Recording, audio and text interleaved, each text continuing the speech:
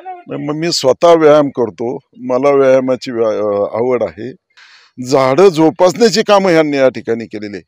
ज्या प्रकारे तळजाई उद्यानमध्ये पाण्याची सोय केलेली आहे, परंतु त्या ठिकाणी मी औषधी वन उद्यान, मी आजच त्या संदर्भामध्ये चर्चा करीन, फोनवर बोलेल. त्यांच्याकडून आपण वारजे उद्यानासाठी आणि जे हे संडासला वगैरे येणारे लोक इथं आग लावतात खरं म्हणजे, की आमची पुढची पिढी ही प्रदूषण मुक्त राहण्यासाठी. नमस्कार, सकाळचे 7:30 वाजलेले आहेत. वारजे माळवाडीच्या वन उद्यानामध्ये आज खडकवासला विधानसभेचे भारतीय जनता पार्टीचे उमेदवार भीमराव अण्णा तापकीर इथे मॉर्निंग वॉकला आलेल्या नागरिकांच्या भेटीसाठी आलेले आहेत. अण्णा, कसं एवढं सकाळपासून नियोजन आहे प्रचाराचं? मग मी स्वतः व्यायाम करतो. मला व्यायामाची आवड आहे. चालणं हा माझा आवडता या ठिकाणी व्यायाम करत असतो. आणि खरं तर या रामनगर वारजे परिसरामध्ये आल्याच्या नंतर या स्मृतिवन वन उद्यानाला एक भेट देत असतो. जे व्यायामाला सकाळच्या प्रहरी येणाऱ्या नागरिकांशी, महिलांशी एक प्रकारची चर्चा करत असतो. खरं तर हे ज्या ठिकाणी हे स्मृतिवन आहे, या परिसरामध्ये खरं तर बाजूला असणारा स्लम एरिया आहे आणि त्या स्लम एरियाच्या लगतच हे उद्यान असल्यामुळे केंद्रीय मंत्री प्रकाशजी जावडेकर यांनी अत्यंत चांगला एक निर्णय घेतला.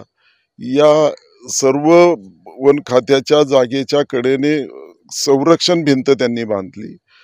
आतमध्ये या ठिकाणी मोठमोठी झाडं लावली. खरं तर केंद्र सरकार असेल, राज्य सरकार असेल, यांच्याकडे फार मोठं मनुष्यबळ त्यामुळे नसतं.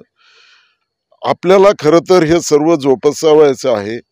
झाडं लावणं, झाडं जगवणं ही खरं तर आता आपल्याला सर्वांची जबाबदारी अशी आहे. कारण आपल्याला सर्वांनाच भविष्य काळामध्ये सर्व काय मिळू शकेल, परंतु स्वच्छ ऑक्सिजन जर कुठे मिळत असेल तर आपल्याला या स्मृतिवनामध्ये मिळेल. मी नक्कीच या ठिकाणच्या सर्व व्यायामाला येणाऱ्या सर्व नागरिकांचं कौतुकच करेल की हे जे दिसत आहे आपल्याला बाजूला, सर्व भोवताली असणारी झाडी असेल मोठमोठी, या ठिकाणी सर्व जोपासण्याचं काम, वेगवेगळी झाडं लावण्याचं काम, वाढदिवसाच्या निमित्त ज्यांचा वाढदिवस आहे त्यांना या ठिकाणी प्रेरित करून तुमच्या नावाने या ठिकाणी झाड लावावं, जाता येता त्या झाडाला पाणी घालावं. झाडं जोपासण्याची कामं ह्यांनी या ठिकाणी केलेली.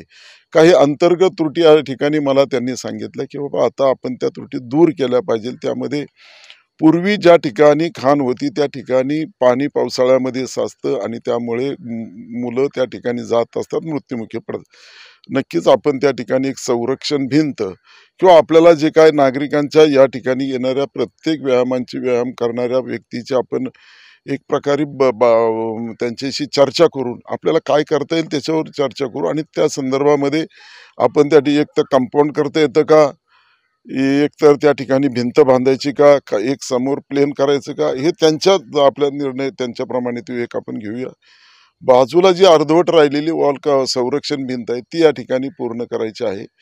त्या ठिकाणी असणारे काही मुलं आतमध्ये शिरतात, या ठिकाणी गवताला आग लावत असतात. हे सर्व प्रकार थांबवण्यासाठी ते करणं योग्य आहे. फक्त मी एवढं एकच सांगू शकेन, ज्या प्रकारे तळजाई उद्यानमध्ये पाण्याची सोय केलेली आहे तशी आपण या ठिकाणी महानगरपालिकेच्या वतीने पाण्याची सोय या वन उद्यानामध्ये जर केली तर मला वाटतं ती योग्य ठरेल. आणि ते मी 100% ती पाण्याची व्यवस्था वर जर पाणी त्या प्रेशरने येत असेल तर मी ती व्यवस्था वरपर्यंत करेल. कारण आपल्याला झाडं जगवलीच पाहिजेत, हा आपला सर्वांचा ध्येय आहे. ते माझं सुद्धा ध्येय राहील. एक छोटासा प्रश्न अण्णा, की खडकवासला मतदारसंघात आता जसं की हे वन उद्यान तुमचं महाराष्ट्र शासनाच्या वन विभागाच्या वतीनं करण्यात आलं, असं महाराष्ट्र शासनाच्या वतीनं आणि तुमच्या माध्यमातून काय काय वृक्षसंपदा वाढवण्यासाठी किंवा सकाळी अशा मॉर्निंग वॉकला येणाऱ्यांसाठी ओपन जिम किंवा अशी काय कामं करण्यात आले थोडक्यात सांगू शकाल?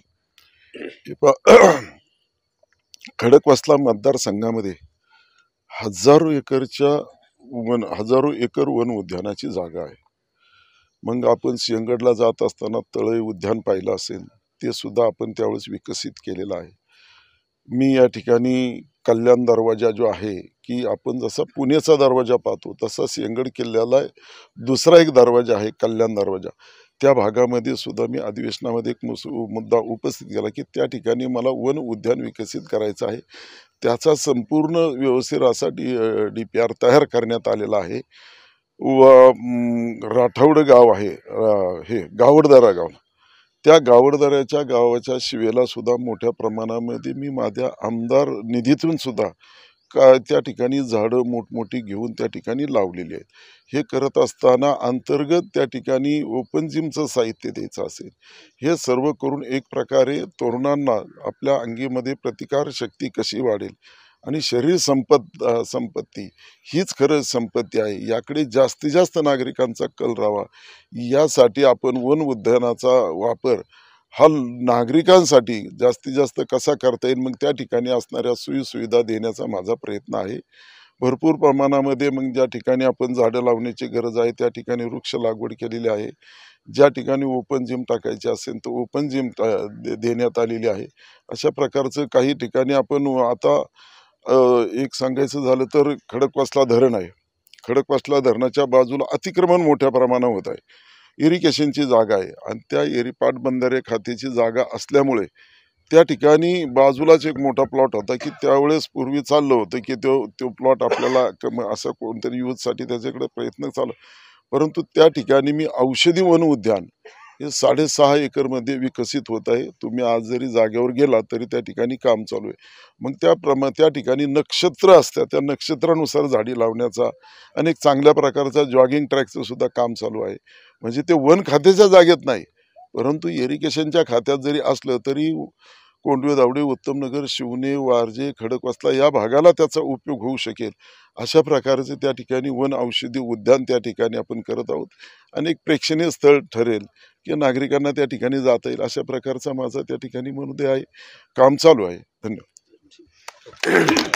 एकूणच भीमरावांना हे नेहमीच कसरत करणारे, त्यांनी सकाळी सकाळी आज सगळ्या नागरिकांची भेट घेतलेली आहे आणि त्यांनी केलेल्या कामांबाबतचा उहापोह देखील या ठिकाणी केलेला आहे. आमच्या या भागाची एक दुसरी या वन उद्यानामध्ये खरं तर जसं वन उद्यान विकसित होत जाईल, जसं झाडं झुडपं होत झाल्याच्या नंतर या ठिकाणी खरं तर विषारी सर्प आहे अशी या ठिकाणचे नागरिक सांगत आहे. त्या संदर्भामध्ये असणारी लस बाजूच्या 12% हॉस्पिटलमध्ये आपण या ठिकाणी उपलब्ध करू देऊया. त्या ठिकाणी जर काय तर आपण जवळच्या जवळ त्या 12% हॉस्पिटलमध्ये ती लस आपण उपलब्ध करून देईल. मी आजच त्या संदर्भामध्ये चर्चा करीन, फोनवर बोलेल, पाहतो आचारसंहितेमध्ये कोणत्या मुद्द्याला, कारण आहे तर असं व्हायला नको की आचारसंहितेचा भंग झाला म्हणून. पण असं माझं राहील की तुम्हाला जवळच्या जवळ 12% हॉस्पिटलमध्ये लस ठेवण्याचा प्रयत्न, लस ठेवली जाईल एवढे मी सांगतो. एकूणच सर्पदंशावरील लसीची लवकरात लवकर उपलब्धी, आचारसंहितेचं उल्लंघन होणार नाही अशा पद्धतीने कशी करून देता येईल याचं आश्वासन भीमराव तापकीर यांनी या ठिकाणी दिले. काय मागण्या केल्यात भीमराव तापकीरांकडे तुम्ही या ठिकाणी आणि त्यांनी काय आश्वासन दिले तुम्हाला? वॉल कंपाऊंड, वारजे वन उद्यान ग्रुप आणि निसर्ग सेवा संस्था आज भीमराव अण्णा तापकीर हे आज आपल्या वारजे उद्यानाची भेट दिली त्यांनी, आणि आपण त्यांच्याकडून आपण वारजे उद्यानासाठी पाण्याची टँकर आणि पाण्याची सोय करण्यात येईल. आणि आपण जी संरक्षण भिंत आहे त्याच्यावरती तार कंपाऊंड पण त्याची करायला सांगितले आहे. आणि जे खाणीमध्ये जे पाणी आहे साचतंय त्यात लहान मुलं वगैरे नाही का, जे म्हणजे पोहायला वगैरे जातात, त्याची पण थोडीशी सोय करायला सांगितली त्यांना पण. आणि जे झाडं वगैरे जातात तिथं म्हणजे त्याच्यावरती पण थोडंसं त्यांनी लक्ष द्यावं ही त्यांना आपण मागणी केली आहे. काही नागरिक देखील आहेत, त्यांना देखील विचारू काय काय तुमच्या मागण्या असणार आहेत. आमच्या वन उद्यानतर्फे आम्ही ज्या मागण्या केलेल्या आहे त्यातली प्रमुख मागणी म्हणजे हे ज्या वन उद्यानचं जे वॉल कंपाऊंड आहे त्याला बऱ्याच ठिकाणी भोकं पाडलेले लोकांनी खालून येत आहेत आतमध्ये. आणि जे हे संडासला वगैरे येणारे लोक इथं इथं आग लावतात. खरं म्हणजे इथं जे जाळपोळीचे कार्यक्रम झालेले आहे या वन उद्यानमध्ये, हे कोणी संडासला आला, बिडी सिगरेट पिणारा असं एखादा टाकली काडी, त्यामुळेच इथं जाळपोळ झालेली आहे बऱ्यापैकी. त्यामुळे बऱ्याचशा झाडांचं नुकसान पण झालेलं आहे. ते आम्ही त्या अण्णांच्या लक्षात आणून दिलंय की बाबा हे फार गरजेचं एक हे आहे. आणि ह्या वॉल अख्ख्या वनउद्यानच्या वॉल कंपाऊंडच्या लगत जर रोड केला, रस्ता केला, वॉकिंग ट्रॅक केला तर हा प्रादुर्भाव कमी होणार आहे. हे सजेशन आम्ही त्यांना दिलं. म्हणजे आम्ही असं सजेस्ट केलं त्यांना की बाबा असं करावं, म्हणजे जेणेकरून हा त्रास कमी होईल जाळपोळीचा. लगेच लक्षात येईल, गाडी पण फिरल. ते एक सांगितलंय.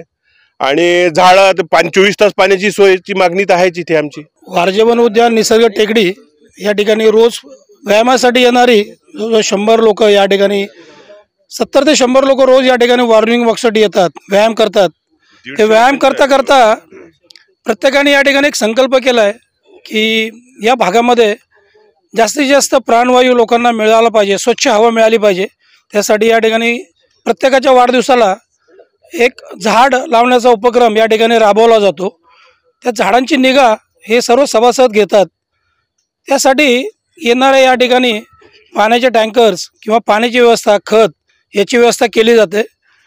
तर आम्हाला आमच्या या सर्व सभासदांकडून येणाऱ्या निवडणुकीसाठी या आमदार भावी आमदारांना एक आमच्याकडनं एक आव्हान आहे की आमची पुढची पिढी ही प्रदूषणमुक्त राहण्यासाठी तुम्ही सर्वतोपरी प्रयत्न करा, जेणेकरून या ठिकाणी व्यायामासाठी येणाऱ्या लोकांना त्याचा फायदा होईल आणि आजूबाजूच्या संबंध सांभाळणाऱ्या लोकांना फायदा होईल. धन्यवाद. एकूणच पुढच्या पिढीला प्रदूषणमुक्त वातावरणात जगण्यासाठी येणाऱ्या भावी आमदारांनी कार्य करा, काम करा आणि त्यांचं आयुष्य सुकर करण्याचं आवाहन या वनोद्यान टेकडीवरील नागरिकांनी केलं आहे.